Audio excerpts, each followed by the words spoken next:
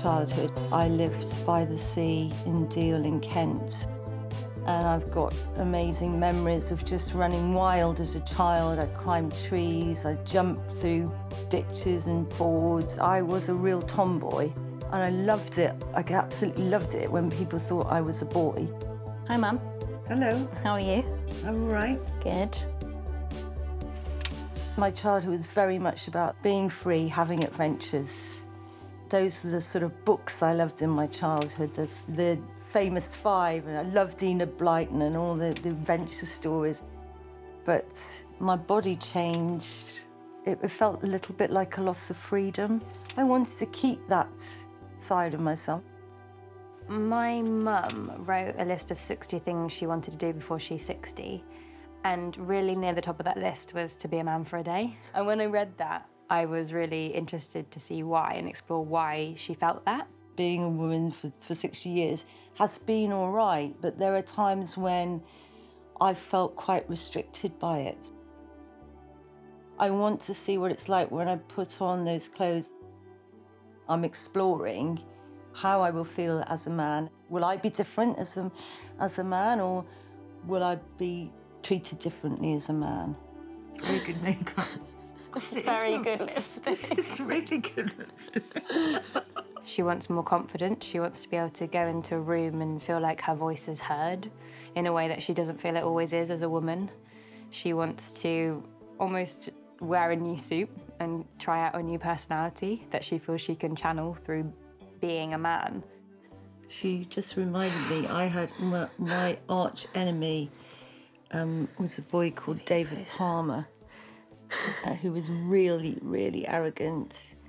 And we did our cycling proficiency test together. You're better than him. And no, I passed and he failed. And he said they made a mistake because he couldn't possibly have failed.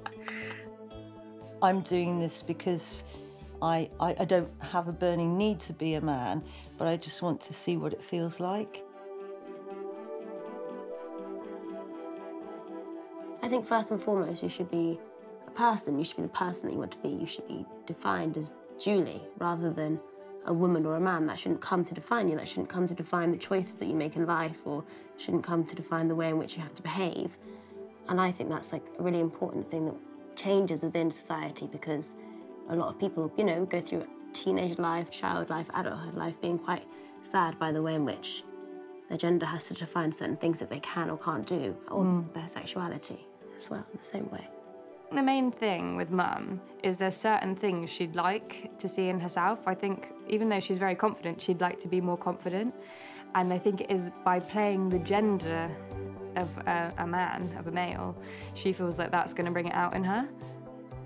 Do you want some chest hair? Yeah. Okay. I did actually bring some hair with me. Yes. Where's it from? My head. Excited now? Yeah. Yeah.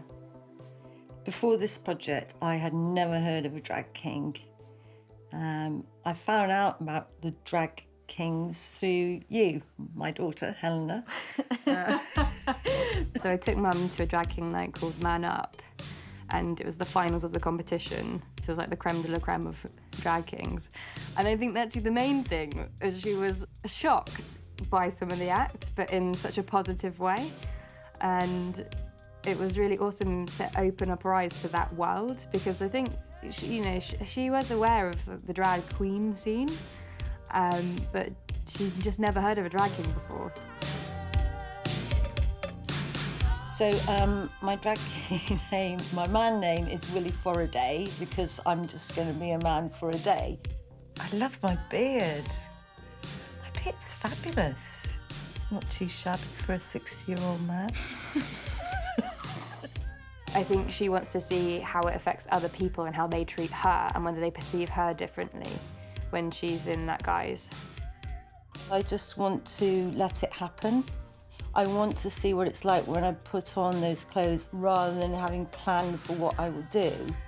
Let's just see where it takes me. As I say, it's an exploration. Hello.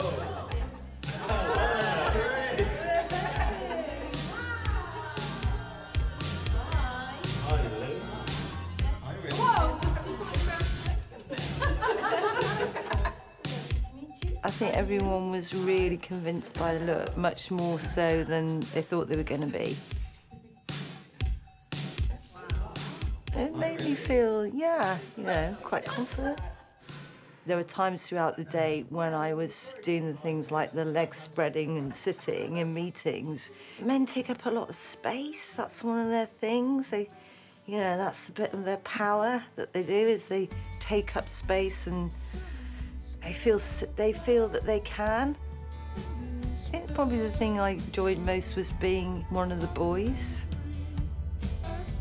And with my female colleagues, they said that I was more predatory than they thought I was going to be. And I think probably that's the look that I've got, and that sort of makes you want to be a bit of a wise guy.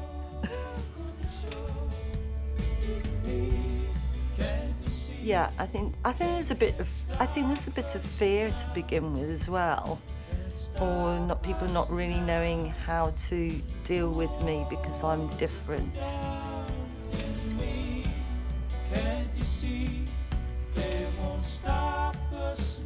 Thinking about when I was desperate to be a boy, when I was little, that actually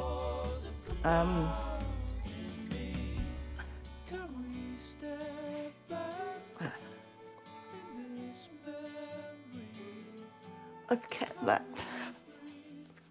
It's still there. I still have that boy in me. That's really wonderful.